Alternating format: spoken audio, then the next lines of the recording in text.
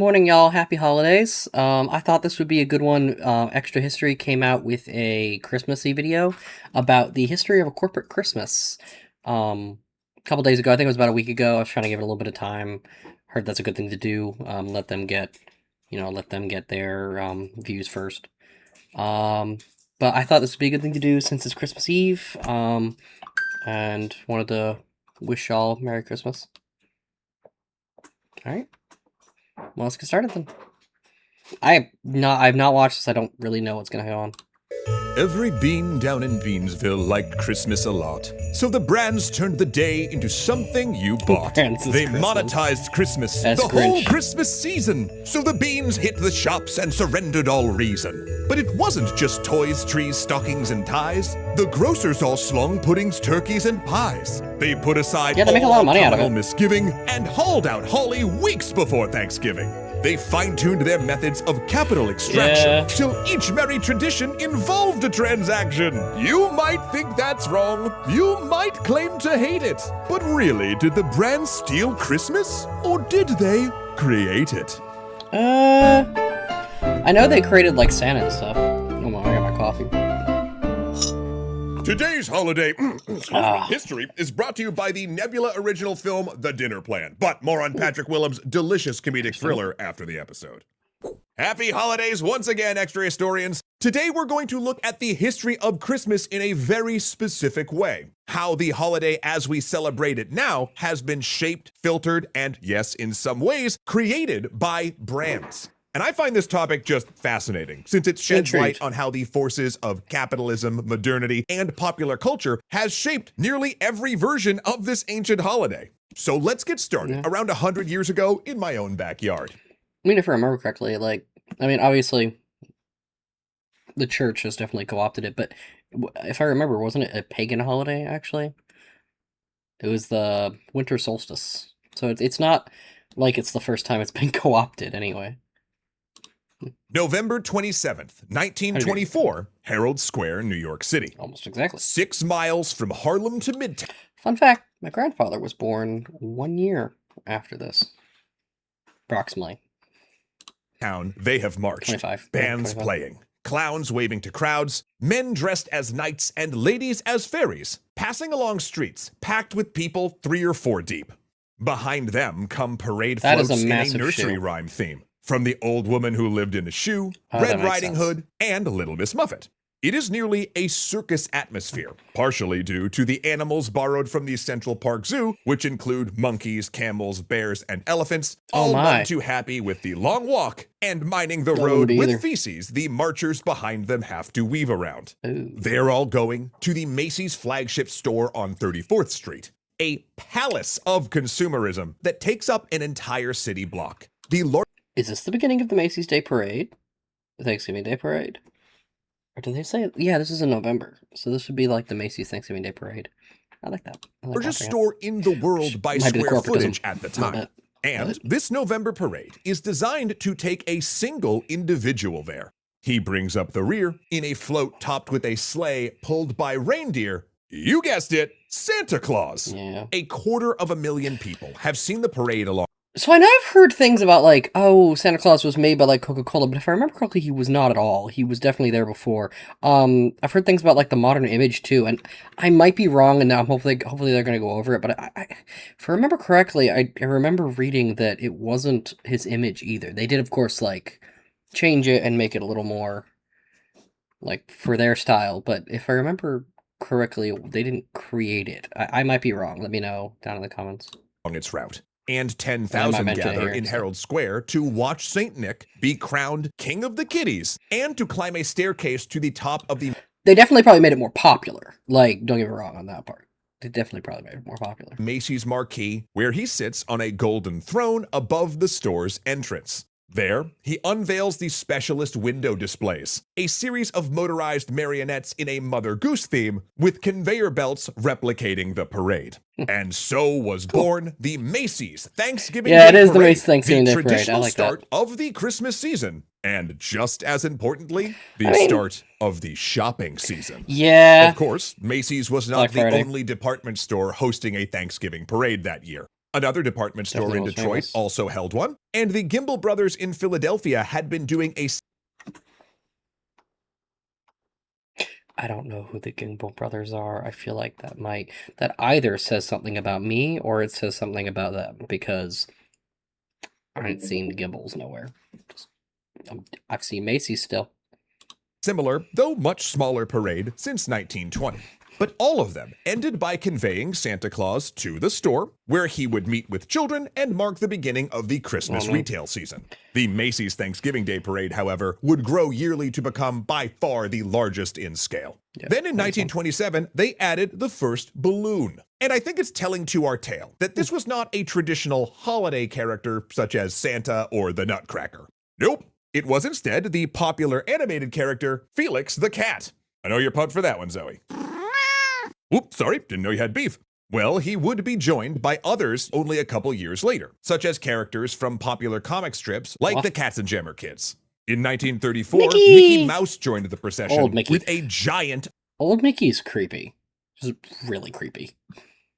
Upright balloon, the largest in the parade. That thing is coming for you. It's coming to take you away at night. It's the monster that hides under your bed.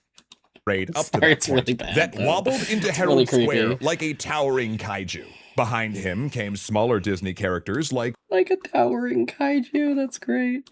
Pluto, Practical Pig, and the Big Bad Wolf. Whoa, the only one I know is Pluto. What were these Practical Pigs? I guess I know the Big Bad Wolf, but from different contexts. But like, what the heck is the Practical Pig? Notably, these were characters that had, you guessed it, product lines. Well, yeah. In other words, these balloons didn't represent Christmas so much as they represented things you could buy at Macy's. And look. Okay, but like, if you think about it, right? And like, okay. Opinions on capitalism aside, I'm more of a democratic socialist kind of guy. But I mean, that still involves, have capitalism involved, just regulated. And that's beyond the point. My point is basically like with capitalism, like that's the only way you're gonna get big companies like this to do that, right? Like anything that isn't profitable or good for their image specifically. I mean, okay, good for their image depends, because I mean, and this is all opinion. This is all my opinion, by the way. But if it isn't good for their image, or even if it is, but it isn't, like, it's going to cost them too much money and isn't profitable, then why would the business do it? That's just like, it doesn't make sense why they do it otherwise. And I think that's something we have to think about in regards to why they'll do this sort of thing. Like, Christmas stuff is good for the image. It's also profitable if they do product lines, where if they don't add these products and such to it, well, then there's no point for them to do it. That's the only reason they do it, really. I mean, obviously these are people, and I'm sure they also enjoy Christmas, but like, at the end of the day, the company has to care about the profits, which... Is that good? I would argue no, but I would also argue it's kind of how the world works, and I mean, it's why it's probably been corporatized. I mean, that's why we're this video corporate Christmas anyway. I'm not trying to make it too political. It just, I mean, it is about a corporate, like, corporations co-opting Christmas a bit, which, I mean, that inherently is a little political. Rob would love to do a whole episode on the parade itself, its various extravagancies and balloon disasters, maybe next year, but it's important to note that this was not actually the beginning of Macy's entangling with the holiday. Let's take a step back further. Macy's had hosted a live in-store Santa since 1846, copying an idea started in a Philadelphia department store way earlier than I thought. In 1841. Turns out the 1860s were themselves an important decade for Santa, since it's at this time that Thomas Nast, an illustrator for Harper's Magazine, began to codify the look of St. Nicholas that we know today. It wasn't Coke. Wait. I don't think. Drew on the fur clothing mentioned in the 1823 poem A Visit from St. Nicholas, better known as 'Twas the Night Before Christmas, to show a Santa dressed in fur delivering presents. That's the original name. But Nast was also ethnically German and mixed in elements of the St. Nicholas figure from that region, as well as tales of elves and sprites. And that all ties in really nicely with the next point that kind of... We're already seeing like how that got to be like the modern image of like Santa Claus and elves and everything. Egg to my holiday noodle. Because, y'all, I know this is mind... What did he just say? You're from that region, as well as tales of elves and sprites. And that all ties in really nicely with the next point that kind of baked my holiday noodle. Because y'all. He did say what I thought he said. He bakes his holiday noodle. Well, I know this is mind-bending to hear, but in the 19th century, Santa was small. Not like in popularity, mind you. Like Santa was literally one of the fairy folk. Oh, that makes so much more sense. It's like a door to him. Oh, I like that. He is a, quote, right jolly old elf who rides a, quote. Whoa, why did we change this? It makes so much more sense, though, now. Like, that's why no one's ever seen him. It makes so much more sense. Quote, miniature sleigh with 8 tiny reindeer. Like the elves in the story of the cobbler's elves, he comes at night and delivers things he's crafted in a workshop. One early illustration actually shows him at a workbench. Harper's also helped popularize the image of Christmas elves, publishing an 1854 poem, The Wonders of Santa Claus, which depicted Santa as having a workforce of elves who baked treats and assembled the toys. In a lot of these early illustrations, he's only about knee-high. Not that much bigger than a child's doll he's shown delivering, while in others he's more the size of dwarves in traditional stories. Furthering his elasticity in size, Nast also showed him much bigger in 1862, delivering gifts to the Union Army, perhaps influenced by the depiction of Santa in department stores, where he was portrayed by a live actor, which upsized him in the minds of the public. These Harper's illustrations were a... Maybe he can change size. I mean, that would also explain why he can fit down the chimney. Major draw for people purchasing the magazine. People would clip them and put them in scrapbooks or hang them on walls. So the magazines themselves were consumer products, using images of Santa and Christmas to sell publications, while also shaping the traditions that they themselves were depicting. Heck, a Nast illustration was the first appearance of the naughty and nice list. But it should be pointed out that a lot of these depictions were contradictory. Santa's exact look wasn't yet totally fixed. He might be drawn in a... Well, even now it's not totally fixed. You have, like, tons of... I mean, obviously there's the basic, but even now, like, we have different interpretations on what he's supposed to look like and such. I have seen biker Santa. I have seen race car driver Santa. Why am I thinking of all vehicles? I've seen many different... Oh, someone's revving their engines, ironically. I've seen many depictions of Santa. So, I mean... hood sure, or with long hair, carrying a walking stick Santa with a holly wreath crown, or wearing... I like that walking stick one with the holly hood wreath. or with long hair, carrying a... I like that one. It's just kind of like... Maybe it's just I like walking sticks. walking stick with a holly wreath crown, or wearing colors ranging from green to brown. Nast's illustrations were in black and white, you see. What solidified our modern depiction, however, was the soda pop magnates themselves, the Saja Boys. Wait. Zoe, I told you to stop putting K-pop Demon Hunter references in the script. I was like, where do I know that from? That's where I know that from. Oh, that's great. Oh, yeah. That's not even a holiday movie. Oh, that's great. Sorry, everyone. She's a little obsessed like we all are. Ooh. Let me start again. What solidified Santa's modern depiction was the soda pop magnates themselves, Coca-Cola, and their advertisements. No, I think it was the Saja Boys. That began in 1931, drawn by artist Hadson Sundblom. He'd grown up in Michigan, but his Swedish-Finnish parents regularly received Christmas cards from those regions depicting Nordic figures like Tomta, which you can learn more about in our Yule Goat episode. And that mashup and depiction is how we got the Santa that we know today. Well, actually, with one more addition, because in 1939, the department store Montgomery Ward asked one of their copywriters, Robert L. May, to create a children's book to distribute for free to holiday shoppers. The result? Rudolph the Red-Nosed Reindeer. But while America was entwining capitalism into Christmas, Christmas was also entwining itself into capitalism. Yeah, I mean, capitalism and Christmas. I mean, not that Christmas is on the same par as capitalism, but at all. Anyway, I'm a big fan of Christmas. Honestly, religious or not, which I'm not going to get into my beliefs right now, but religious or not, I think Christmas is a great time to come together with family and friends and just, I'm a fan, basically. But like, two big institutions like that are going to, like, eventually meet each other, especially because of, like, the nature of capitalism and how intertwined it is. Shopping seasons in society, spurred by those parades and window displays, started becoming a cornerstone of American retail. A lot of businesses depend on holiday shopping to keep them afloat. Yeah. And not just toy and department stores. Grocers, too, relied on the period from Thanksgiving to Christmas to boost foot traffic and sales. In fact, this became such a fixture of the American economy that it moved the date of Thanksgiving.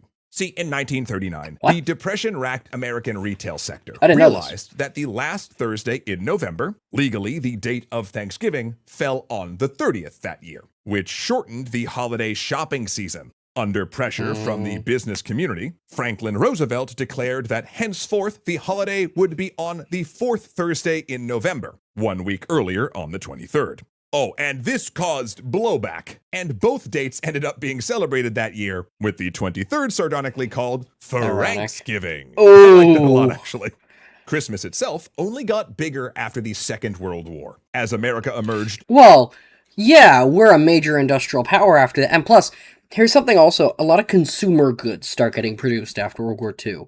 Not that they weren't before, but to a new level. And so there's that ability to buy so much stuff. And since America's doing so well after World War II, you got tons of people with tons of money to buy your stuff, which means consumerism takes hold. Which economically strong with a greater manufacturing base that lowered the cost of commercial goods. Yep. This combined with a new spirit in the country's young adults who had experienced economic stress through the Depression and deprivation. Yeah, I can imagine wanting to buy things who wanted to give their children the kind of material comforts that they never had. So presents got bigger and more plentiful, and there started to be the pushback. Because there was a feeling the season was becoming just too long, too commercial, too focused on buy. And I can get that, right? What about the good old traditional aspects of the holiday? What about the wholesome Christmas of, I don't know, like the Victorian era? Ooh, like how Charles Dickens showed it in A Christmas Carol, huh? What do you mean the Victorians invented commercial Christmas? And Dickens did a lot of it personally. Oh boy. Well, okay, let's keep rolling that clock back then. We'll get to the bottom of this, I promise. While it can be tempting to lay all of the blame on American brands for mixing Christmas and capitalism, this really was a cross-Atlantic phenomenon. By the 1820s, shopping was becoming a major leisure activity for the British middle class, to the point that several books complained about female customers who went shop to shop simply browsing goods without buying anything. Window shoppers! By mid-century, several major department stores had opened, and the retail sector exploded, partially due to the widespread introduction of street lighting, which extended the hours retailers could operate. Manufacturing, trade, technology, and empire also played a part, expanding the number of products available and lowering the cost of things like cloth. This was particularly true of drapers, who made dresses and who saw surges of retail activity before Christmas, both for gifts and social events. Printing, too, changed the experience of the holidays. One advent was wrapping paper, which became more common in the 1880s, and while previously people had handwritten, long and personal Christmas letters to distant family, companies instead began printing cards, featuring traditional Victorian Christmas scenes, such as Father Christmas, winter landscapes, cats, animals doing human things, anthropomorphized Christmas pies and puddings about to be eaten, a dead bird, a man being mauled by a polar bear. Okay, what? Whoa! That got dark. I mean, yeah, they eat me, but I sort of get it, but like, what? And yes, of course, a lobster attacking a small child. Yeah. What? What? Victorians had a weird sense of humor. Yeah. Just like us. Printers also turned out holiday literature, meant for buying and reading during the cold nights of the season. Not only did A Christmas Carol fit this bill and help shape our idea of what Christmas should be like, see our episode on that here, but Sherlock Holmes himself even made his first appearance as a Christmas story character. In fact, the Christmas shopping season was so huge in Victorian London that it pushed well into November. Grocers even offered something called Christmas clubs for lower-class workers, a type of credit where they paid in installments leading up to the holidays to ensure they could afford Christmas dinner. The holiday frenzy was often so intense that the shop employees, who often lived above their shops, would regularly work 18 to 20 hours with no overtime during the season. That A thing so sucks. prevalent that an advocate for shop workers wrote a book in 1884 called Death and Disease Behind the Counter, trying to raise awareness of how much the season impacted retail workers to the point that they actually missed the holiday and at times ruined their health. He closed it with an urge for people to shop early and understand how their consumer behavior impacted retail workers, something we should all really kind of think about today as well. And ironically, at the same time, while market forces were extending the British Christmas shopping season, contrary to that book's message, they were also shortening the holiday itself. The needs of the industrial businesses, causing the holiday to shorten from the traditional 12 days off to just 3 or 4. Then later down the line, Britain also started to change its conception of Christmas based on American tastes. While Dickens is famous for shaping the season, he leaned heavily on a series of stories by Washington Irving describing the Christmases of old in the English countryside that Irving admitted he pretty much made up. British Christmas cards also started featuring snow, which is uncommon for Britain in December and more a feature of the American Northeast and Midwest. Okay. Considering how far north they are, I didn't know that. Okay, so by now, I imagine you're saying, we get your point. Brands and commerce haven't stolen Christmas. Rather, they helped create what we know as Christmas today. But you're probably also asking, if that is the case, where do we find the real Christmas? Back. Where did it start? Well, no, not where to start. Where is it? It's like, where's Waldo? Before corporations and the market economy? I mean, there were no companies then, but like we said in last year's holiday episode, medieval Christmas was really into excess, food, and singing to extort goods. That's not capitalism, but it is still getting stuff. So when, if ever, was there just a simple Christmas without excess? Well, for one last-ditch effort to find it, let's rewind the clock one more time. December, ancient Rome. Oh. Kind of far back. Good old Saturnalia, the Roman... Oh, yeah! But Saturnalia was also about... feasting, December festival of Saturn, where slaves and masters were equal, where gifts were small and simple, perhaps just a comb or a book of poems, because a big gift would be considered bragging. A time of good cheer, where the Roman writer Macrobius talked about how Saturnalia kept getting extended from 1 day to 5, but people celebrated it for 7. A holiday excessive enough that Pliny the Younger would lock himself in his room to get away from it, and the Stoic philosopher Seneca found the holiday so excessive with drunkenness that he struggled with whether or not to take part in it, and quoted a popular Roman phrase about the holiday getting out of hand, quote, "Once December was a month, now it is a year." Which, if I'm going to be completely honest, is exactly how I feel when I see Christmas stuff showing up in October. So, when you look at all of this in context, the brands didn't exactly steal Christmas. While they did create many of the modern trappings, the commercial blitz they crafted was really just taking advantage of an existing human tendency to go overboard during the holidays. A pattern we can trace all the way back to ancient Rome. Well, this is an interesting picture I pass it on. That makes sense though. Everyone needs, especially, nowadays we have a lot of, we have a lot of comfort and stuff. Not everyone does, I know that. But quite a bit more than back then. And it kind of makes sense though, even now, but especially back then, like, you needed time to just have fun, relax, because the rest of the year might not be so nice. Yeah. And so, whether you decide to cut loose and go wild, or keep it small like Seneca, from everyone here at Extra History, we wish you and yours the very best holiday season and a happy new year. We're so thankful for all y'all. Thanks a million for watching. Now come on, Zoe, we gotta go wrap some presents. Well, you'll just have to wait and see when the holidays are done. But if you, dear friends at home, don't want to wait until after the... I think that was really nice. I think that was awesome. Please go look at the original video, give them a view, give them a subscribe, give them a like too. Please, if you enjoyed this video, if you enjoyed my commentary, please don't forget to give a like and subscribe. And I wish all happy holidays, whatever holiday you celebrate.